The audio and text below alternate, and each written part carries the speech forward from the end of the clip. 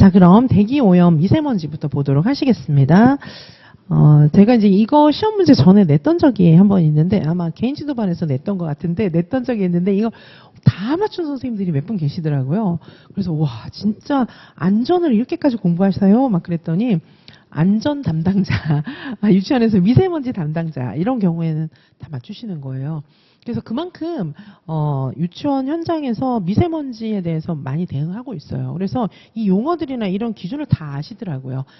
그래서 이제 현장에서 많이 중요하게 생각하고 있는 것이지만큼 지금 이제 수험 공부를 하고 계신 선생님들은 현장에 계시지 않으니까 이제 이런 것들이 오히려 더 어렵게 느껴질 수도 있어요. 한번 쭉 보시면 될 것 같아요. 자, 고농도 예보, 그 다음에 고농도 발생, 주의보, 경보 이런 식으로 이제 심화되어가는 그런 기준을 얘기를 하는 것이고요. 자, 그래서 여기 1시간 이상 지속될 때가 고농도 발생된 거예요.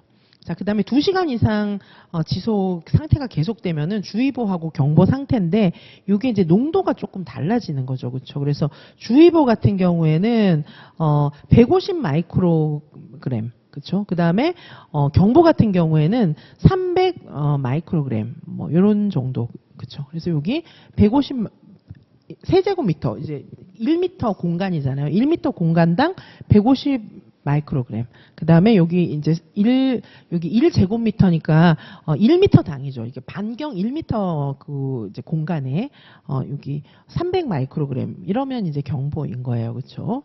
자, 그 다음에 2시간 이상 지속되고 요건 1시간 이상 지속될 때 이렇게 이제 발생이라고 하는데 뭐 이건 이 정도까지는 아니어도 이렇게 이제 순서라도 조금 봐주시면 되겠습니다. 이걸 다 외우라는 뜻은 아니에요. 이렇게 보시면 되겠고요.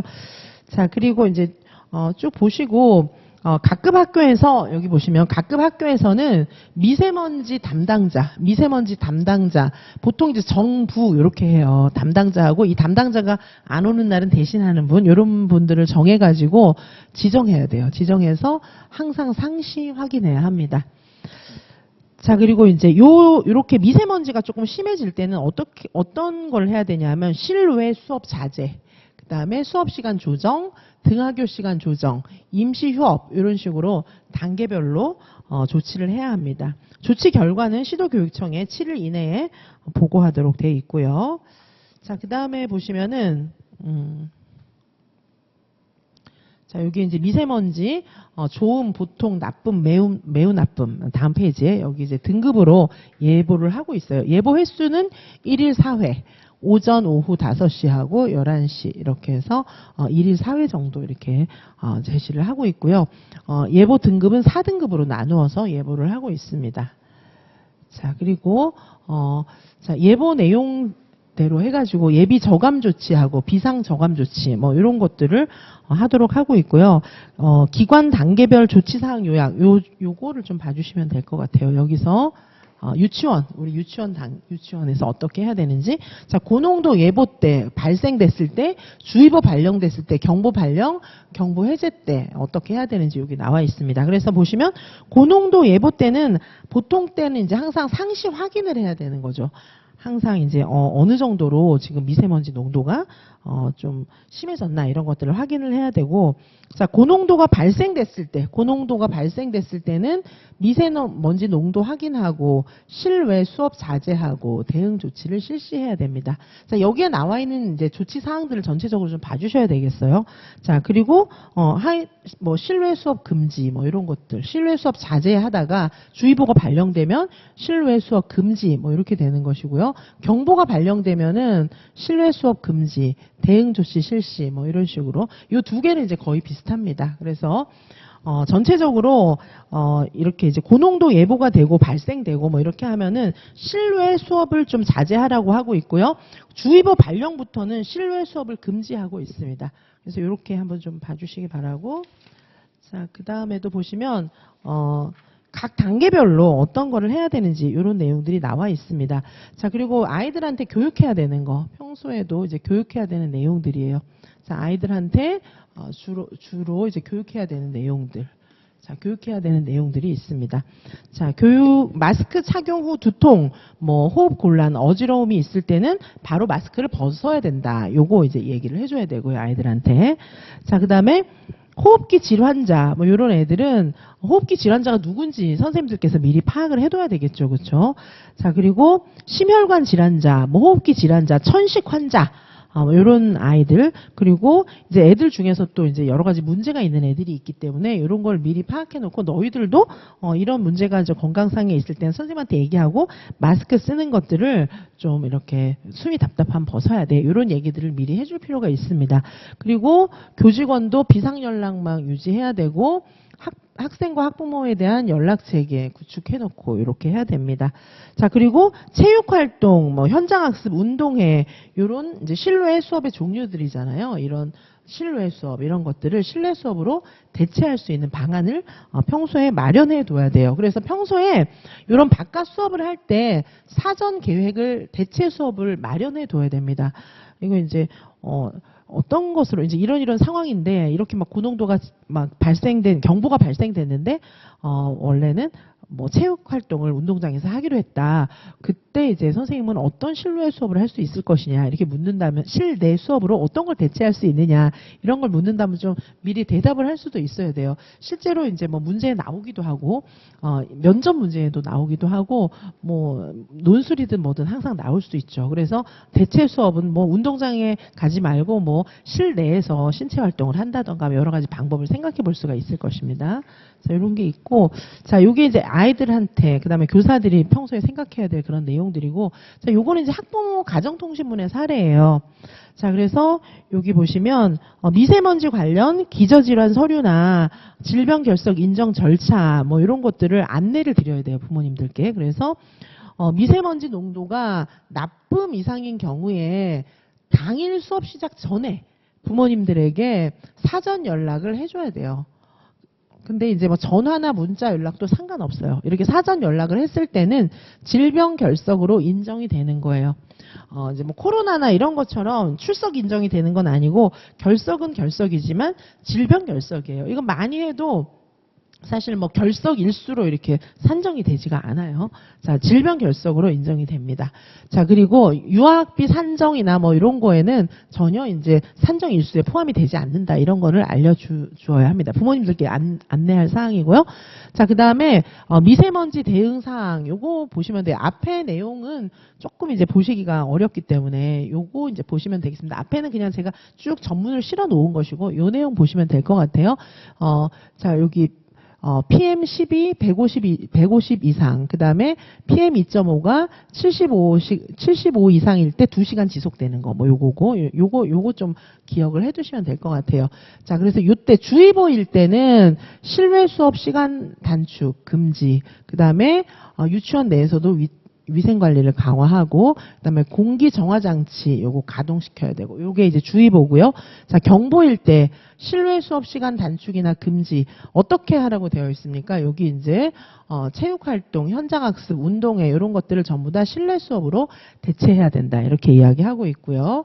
자, 그다음에 여기 보시면 수업 시간 조정, 경보일 때는 수업 시간 조정, 그다음에 등하교 시간 조정, 임시 휴업 이런 것들을 검토하는 것인데 여기 주의보일 때랑 경보일 때랑 차이를 조금 봐주시면 좋겠습니다. 자, 그리고 미세먼지 질환자 이렇게 파악해가지고 조기 기관화 진료를 받을 수 있게끔 일찍 하원시키는 거예요. 그리고 이제 공기 정화 장치 가동시키고 뭐 이제 위생 관리 강화하고 해서 주의보일 때, 경보일 때 이렇게 조금 봐주시고요. 자, 그리고 여기 보시는 것처럼 부모님들께 여기 미세먼지 담당자 이렇게 알려줘야 되는 거예요. 이렇게 미세먼지 담당자 알려주시고. 자, 이렇게 요 정도 부모님들께 건의하면 됩니다. 그리고 선생님들도 요 정도 조금 알아놓으시면 되겠고요. 자, 그리고 이제 그 뒤에는 이게 이제 제가 미세먼지 등급별로 어떤 거 해야 되는지 쭉 써놨는데 거의 비슷해요. 거의 비슷하고. 자, 여기 이제 26페이지에 보시면은 유치원의 경우에 등교 시간대에 거주지 또는 학교 주변의 실시간 미세먼지 농도가 나쁨 이상일 때는 학부모가 유치원에 사전 연락하면은 출석을 인정해준다. 요거 기억을 해주시고, 나쁨 이상일 때 그 유치원뿐 아니고 이제 등교 시간대 거주지, 집 근처가 미세먼지 농도가 굉장히 높아도 인정이 되는 거예요. 집하고 유치원하고 이렇게 지역별로 조금 차이가 있을 수 있잖아요. 그때도 출석 인정이 됩니다. 자, 이렇게 보시고, 자, 비상연락망 요거 이제 계속 가동해야 되고, 자, 홈페이지에 안내문 게시하고, 그리고 문자나 가정통신문 이런 거 발송해가지고 마스크 착용 후에 등교나 행동 요령 이런 것들을 안내를 해야 됩니다. 자, 그리고 이제 고농도 미세먼지 항목별 나쁨 등급에 대해서는 수시로 확인하고 교직원들에게도 알려줘야 합니다. 자, 그 다음에 27페이지로 넘어가 보시면, 자, 27페이지에 넘어가 보시면 이제 이제 경보가 발령되고 막 이러면 학교를 못 오게 휴업 결정을 할 수가 있잖아요.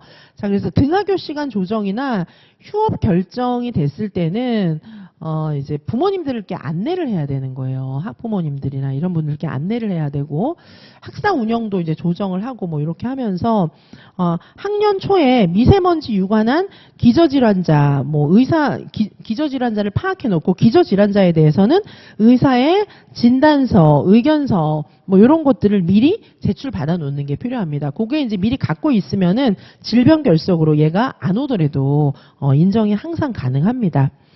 자, 그리고 사전에 물론 연락 오면은 다 인정을 해줄 수가 있고요. 자, 그리고 이제 그 다음에 다음 페이지도 보시면 28페이지 보시면 제가 이게 전문 실어 놓은 게 한번 쭉 보실 필요가 있어요. 그리고 제가 말씀드리는 것만 밑줄 걷다가 사실 그것만 알고 계시면 됩니다. 전체 한번 쭉 볼 필요는 있고요.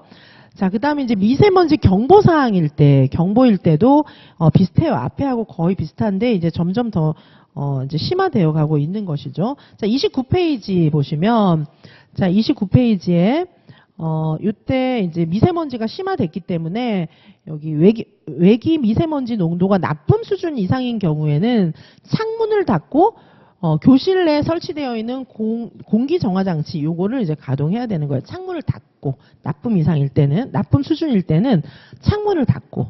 자, 그리고 매우 나쁨 수준의 경우에는 이게 이제 환기 기능이 없는 공기 정화 장치라 할지라도 제한적으로 환기를 실시할 수 있는 것이고요. 자, 복도 측 창문을 이용하는 환기. 그러니까 이제 바깥으로 나 있는 창문 말고 복도 쪽으로 나 있는 창문을 열고 웬만하면 환기하는 게 낫다는 거죠. 자, 그리고 청소 자주 해야 되고요. 자, 이렇게 이제 볼 수가 있습니다. 자, 요 실천 사항 좀 알아놔 주시기 바라겠습니다. 자, 그리고 이제 뭐 학교에서도 부모님들이나 교직원들한테 뭐 차량 제한 뭐 이런 것들을 조금 협조를 구할 수가 있습니다. 자, 이렇게 보시고 그다음에 이제 이러닝 보도록 하시겠습니다. 자, 이러닝. 자, 이러닝 보시면, 자, 이러닝이라고 하는 것은 매체를 활용하는 전체적인 수업을 다 이러닝이라고 해요. 그래서 요거 이제 컴퓨터 활용해가지고 원거리에서 하는 수업 이런 것들을 다 이러닝이라고 합니다. 원격 교육은 멀리 떨어져 있는 그런 교육을 얘기하는 것이고, 이러닝은 매체를 사용하는 그런 수업을 이야기하는 것입니다. 이러닝의 특성은 협력을 잘할 수 있다는 거예요. 협력. 그래서 과제를 수행하거나 학습자 간에도 오히려 협력을 더 잘할 수 있고, 이러닝을 활용하면. 왜냐하면 이제 컴퓨터나 이런 매체를 활용하기 때문이고, 교사들도 옛날보다 협력을 훨씬 많이 해요. 혼자서 막 교구 만들 때보다 뭐 유튜브 활용하고 막 매체를 활용하고 이러면서 교사들끼리 훨씬 협업을 많이 하게 됩니다. 협업. 그다음에 이제 연결성. 요게 이제 원거리에 있는 사람들하고도 연결이 훨씬 쉽잖아요. 자, 연결성. 자, 그리고 학습자 중심 수업도 훨씬 가능합니다. 왜냐하면 뭐 질문도 집에 가서도 게시판 이런 데 올릴 수가 있고 이러기 때문에 학습자 중심 수업을 훨씬 더 잘할 수가 있습니다. 자, 그다음에 이제 무제한성. 자, 요거는 뭐냐 하면 교실의 벽을 넘어서 모든 사람들이 이제 뭐 자료 같은 것도 공유하고 막 이러기 때문에 뭐 이제 거리 한계 이런 것들도 훨씬 없어서 무제한성이라고 하는 원칙에 그런 적용을 받을 수가 있습니다. 그리고 학습 공동체. 자, 요거는 이제 학습 공동체가 우리 교사들끼리 학습 공동체도 있지만은 가상 공간이든지 어디서든지 학습 공동체를 쉽게 만들 수가 있어요. 자, 그리고 탐구. 다양한 가상 공간을 통해서 이제 뭐 미국 도서관에도 가볼 수 있고 뭐 박물관에도 가볼 수 있고 이런 다양한 탐구가 가능합니다. 그리고 지식 공유가 훨씬 가능해요. 왜냐하면 이러닝을 통해서 파일로 그냥 드리면 되잖아요. 그래서 저도 이제 뭐 선생님들하고 이렇게 줌이나 이런 데서 만나면 자료 같은 거 전송하기가 굉장히 좋은 것 같아요. 지식을 공유할 수도 있고, 그 다음에 다감각 경험. 뭐 이제 그냥 강의실에서 칠판에다 글씨 쓰고 막 이런 것보다 뭐 청각, 시각 이런 것들을 훨씬 많이 경험할 수가 있어요. 요즘에 이제 초중등학교 같은 경우에도 거의 이제 분필이나 이런 게 사라져요. 분필이나 이런 게 아예 없고 매체 활용 못하면 와 교사도 못 해먹겠다 이런 얘기도 많이 하거든요. 유치원도 지금 굉장히 그게 심화되어 가고 있어요. 왜냐하면 감각에 호소하는 것이야말로 아이들이 우리 유치원 애들 같은 경우에는 이렇게 눈으로 보고 만져보고 귀로 듣고 냄새 맡고 이런 게 이제 아이들 감각을 활용할 때 지식이 훨씬 전달이 잘 되잖아요.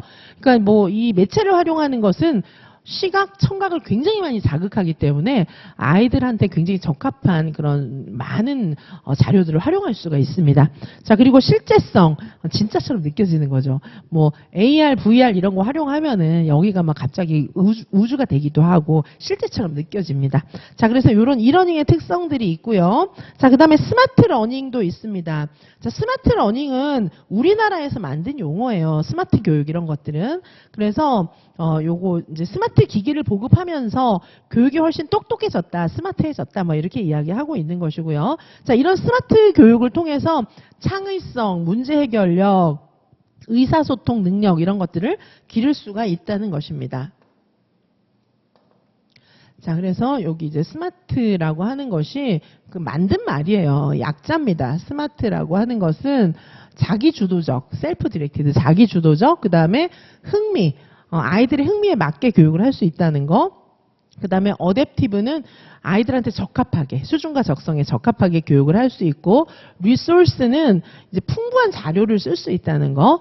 자, 그 다음에 이제 테크놀로지, 정보 기술을 활용하는 교육이다. 이렇게 해서 스마트 교육은 이런 뜻을 갖고 있어요. 자, 기존에 읽기, 쓰기, 세마기, 이게 이제 기초 교육이었거든요. 읽기, 쓰기, 세마기, 이제 문해 교육, 이런 것들이 기초 교육이었는데, 여기서 더 나아가서 이제는 사시 교육이다. 이렇게 이야기하고 있어요. 창의성, 인성, 협업, 의사소통. 지금 뭐 유아교육에서도 이런 거 다 많이 강조하고 있죠. 창의성, 협업, 인성, 의사소통 능력 이런 거 강조하고 있습니다. 인성을 시티즌십이라고 하고 있어요. 시민정신 이런 거예요. 인성이 사실은. 자, 그래서 이런 내용들을 강조하고 있는 것이 스마트 교육, 스마트 러닝이다. 이렇게 볼 수 있겠습니다. 자, 그 다음에 미래학교의 방향 보도록 하시겠습니다. 자, 미래학교의 방향 보시면 이쪽이 이제 과거의 교육이에요. 과거의 교육에서 지금은 이렇게 변화했다는 겁니다. 자, 요게 이제 사실 2019 개정 누리과정의 방향이기도 해요. 자, 미래학교의 방향이라고 하지만 이 미래학교의 방향이 곧 2019 개정 누리과정의 방향입니다. 자, 이런 방향을 알아놓으셔야 나중에 2차 면접에서도 답할 수 있고, 우리 1차도 이제 이런 식으로 계속 이제 교육의 방향을 다르게 생각하고 있기 때문에 이런 방향을 아셔야 돼요. 과거에는 지식이 전부 다 획일화되어 있었잖아요. 그런데 지금은 구성주의 시대이기 때문에 다양화, 아이들한테 1:1 개별 교육, 맞춤화 이렇게 돼가고 있는 거예요. 자, 그리고 옛날에는 지식의 내용이나 이런 게 굉장히 폐쇄적이었거든요. 근데 지금은 굉장히 열려 있어요. 그래서 답도 열린 답 이런 거 쓰는 거예요. 아이들한테 질문할 때도 획일화된 그런 답이 나오는 게 아니라 좀 다양한 답이 나올 수 있는 질문도 하고 이렇게 하는 것입니다. 자, 그리고 옛날에는 선생님 중심이었어요. 공급자, 학교 중심, 선생님 중심이었는데 지금은 참여자 중심, 아동 중심. 학부모들에게도 학부모들 의견도 굉장히 중요하고요. 자, 그리고 옛날에는 중앙 집권적이었어요. 그래서 교육과정 이런 것도 국가에서 딱 정해서 내려줬잖아요. 근데 지금은 그게 아니라 분권화, 교사의 자율성 뭐 이런 것들을 강조하는 거예요. 분권화, 각 유치원의 특성, 그다음에 교사의 자율성 이런 것들을 강조하는 것입니다. 옛날에는 정부가 엄청 규제를 나라가 규제를 엄청 많이 했는데 지금은 뭐냐 하면 이 시장 규제라고 하는 것이 지금은 이제 여기 학습자, 학부모, 그리고 지역사회 이런 주체가 훨씬 중요하게 이제 그렇게 취급을 받고 있습니다. 자, 옛날에는 학교 중심이었다면 지금 학습사회라고 해서 공동체, 학습사회의 특징은 어떤 게 있냐면 학습 공동체. 자, 학습 공동체. 옛날에는 그냥 학교가 다 지시를 했는데 지금은 같이 협의해가지고 결정하는 그런 것들이 많아진 것입니다. 자, 옛날에는 하나의 학교 조직이 중요했어요. 지금은 이음교육 이런 거 하잖아요. 그래서 여기 다원적인 네트워크. 자, 요게 이제 여러 가지 이음교육의 형태입니다. 자, 옛날에는 온오프라인, 블렌디드 러닝 해봤자 온오프라인 요거밖에 없었는데 지금은 여기서 더 나아가가지고 이제 가상 공간을 쓰는 거예요. 가상 공간. VR 이런 거 있잖아요. 자, 그래서 이렇게 바뀌어가고 있다. 지금 요게 2019 개정 누리과정에 반영되어 있는 4차 산업사회적인 지속가능한 발전 사회적인 그런 관점입니다.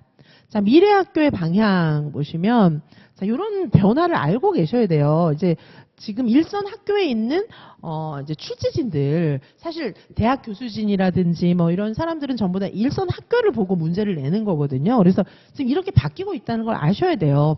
1차는 물론 진짜 2차에서는 바로 답을 하셔야 되잖아요. 그래서 뭐 1차만 붙고 이제 끝날 거 아니잖아요. 2차까지 가셔야 되잖아요. 제 수업을 듣는 모든 선생님들은 다 2차까지 가셔야 되잖아요. 그때는 이거 면접에서 엄청 물어봐요. 작년 기출도 전부 이런 거에 준해서 전부 답을 했는데 작년에 이제 2차 준비할 때 선생님들이 제 수업을 들으셨던 수험생 선생님들은 2차 준비할 때 이미 답을 잘 하시는 거예요. 다 1차 하면서도 2차적인 얘기를 다 해줬기 때문에 그리고 1차 문제도 이런 관점에서 팍팍 바뀌어가면서 시험 문제가 나고 있기 때문에 시험장에 들어가면 선생님들이 놀라시는 거예요. 자꾸. 자, 알고 들어가셔야 됩니다. 자, 지금 같은 경우에는 미래학교의 변화 방향 보시면 크게 조금 정리를 하면 미래적인 방향이라고 하는 것은 굉장히 개방적이에요. 그리고 유연하게 자꾸 바꿔요. 아이들을 봐서 아이들 상황에 맞게끔 자꾸 바꾸는 겁니다. 자, 소통과 협력, 서로 소통하고 부모님들하고 지역사회하고 같이 소통하고 그 다음에 체험에 기반한 자, 현장에 체험하고 그냥 이렇게 지식적으로 듣는 게 아니라 체험에 기반한 학교를 운영하고 그 다음에 연계, 지역사회 연계 그 다음에 이제 지금은 뭐 세계 시민성 이런 걸 강조하고 있으니까 글로벌 지역사회와의 연계 그리고 생태교육 너무 중요하잖아요. 생태 친화적인 학교 요거 굉장히 많이 강조하고 있습니다. 그래서 요즘에는 학교가 그린 스마트 스쿨 자, 이런 거 많이 쓰잖아요. 각 지역 시책에 보면 그런 거 다 나오거든요. 자, 그래서 이거는 뭐냐 하면은, 그린 스마트 스쿨이라고 하는 거, 그린, 요게 이제 생태거든요. 생태. 그 다음에 스마트. 이거는 뭘까요? 그린 스마트 스쿨이라는 아예 그냥 그런 명칭이 있어요. 각 지역별로. 그래서 이거는 생태 플러스, 요거 매체 활용 수업을 이야기하는 것입니다. 그러니까 생태, 플러스 매체 이런 학교가 이제 스마트 학교, 미래지향적인 학교를 크게 한 가지로 요약해라 이러면 생태 플러스 매체 이렇게 볼 수도 있어요. 자, 이게 굉장히 중요한 하나의 방향이고요. 자, 그 외에도 뭐 이제 아이들하고 같이 협동학습 이런 거 굉장히 많이 합니다. 자, 요즘에는 스마트 학교에서는 개별화된 교육,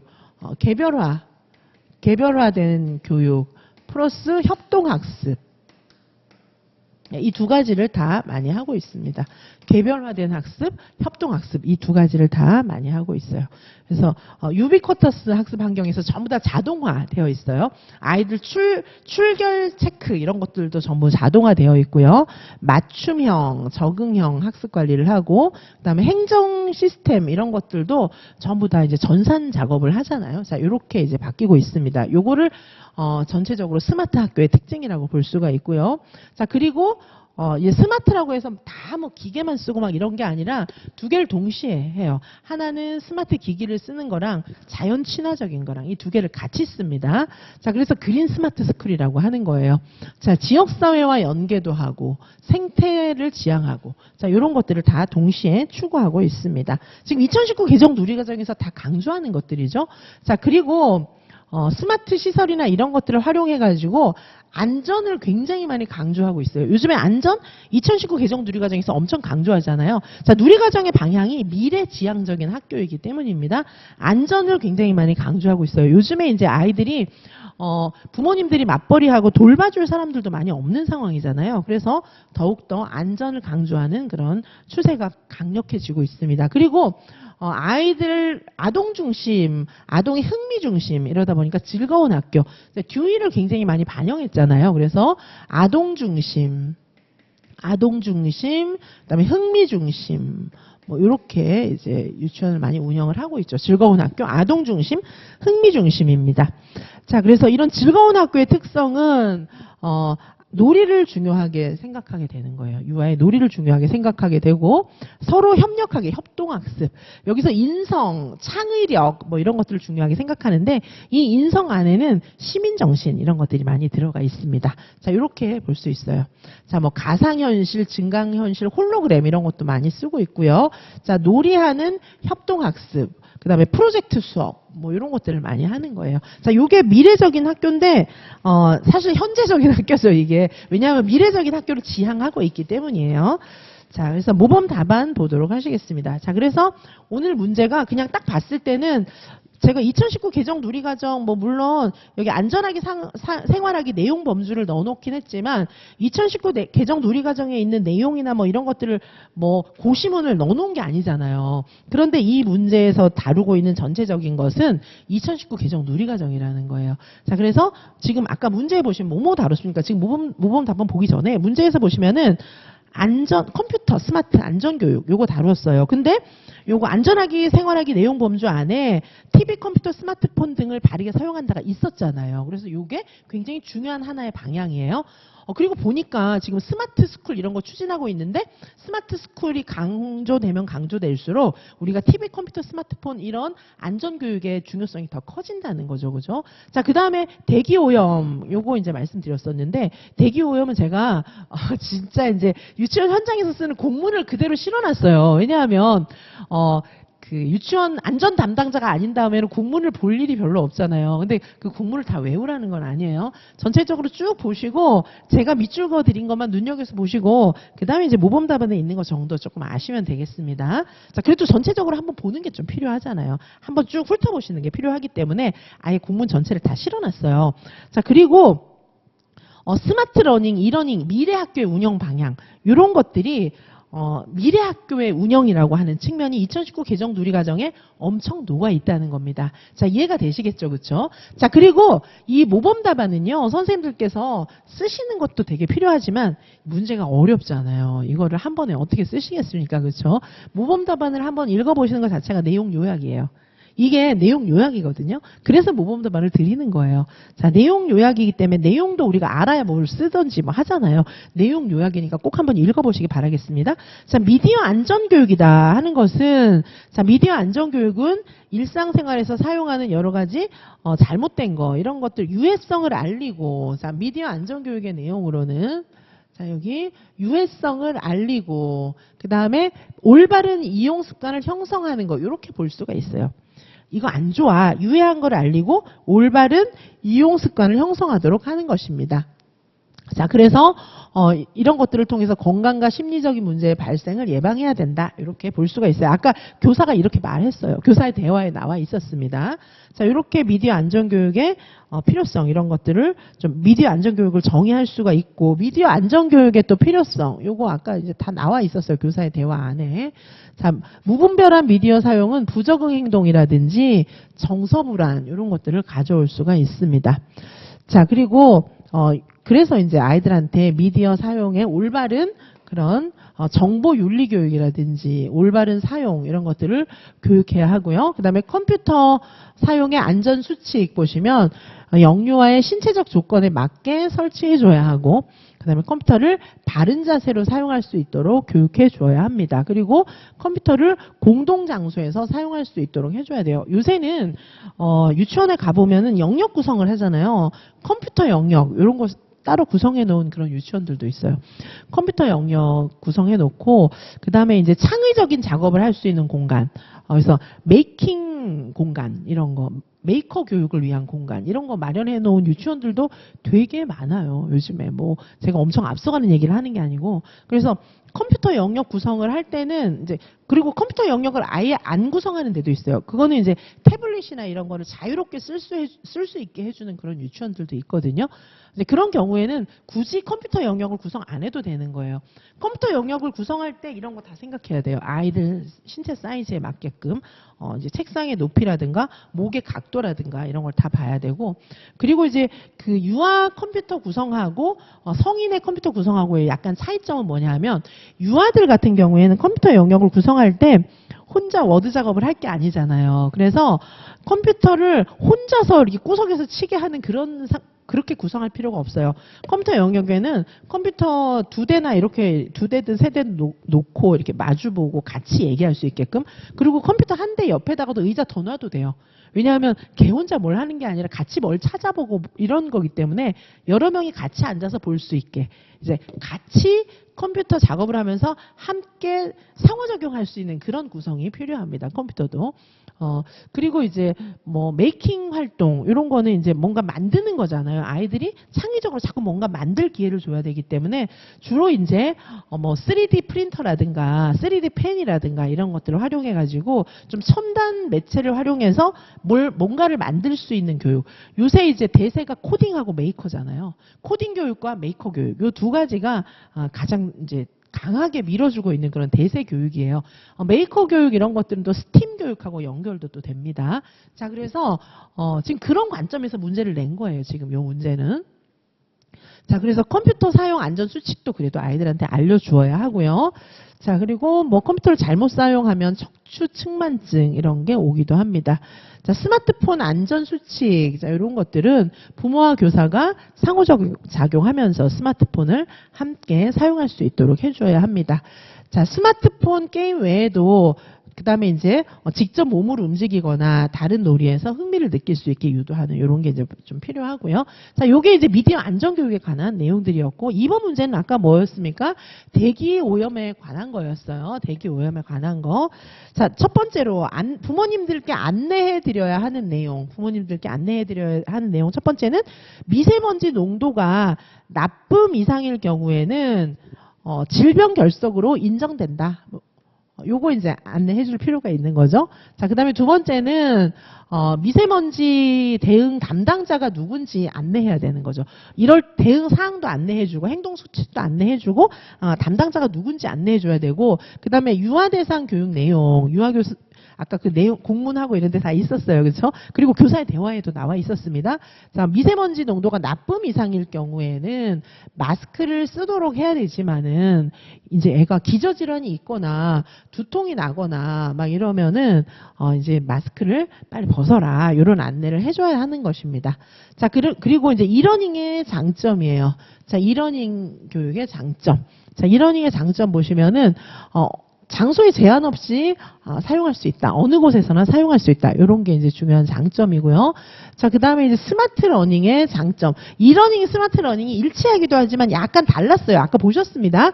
자, 그래서 스마트 러닝의 장점은 스마트 기기를 활용하고 다양한 동영상 자료 이런 것들을 활용해서 굉장히 자유로움이 있잖아요. 자유롭게 공간이라든지 뭐 이런 거를 넘나들 수 있는 그런 장점이 있다는 것이고, 무엇보다 4차 산업 사회에 적합했어요. 자, 미래학교의 운영 방향 보시면, 미래학교의 운영 방향은 스마트 교육을 활용하고 스마트 기기 이런 것들을 활용하는 것과 함께 생태 지향적인 안전한 학교를 운영하는 거, 크게 이렇게 볼 수가 있어요.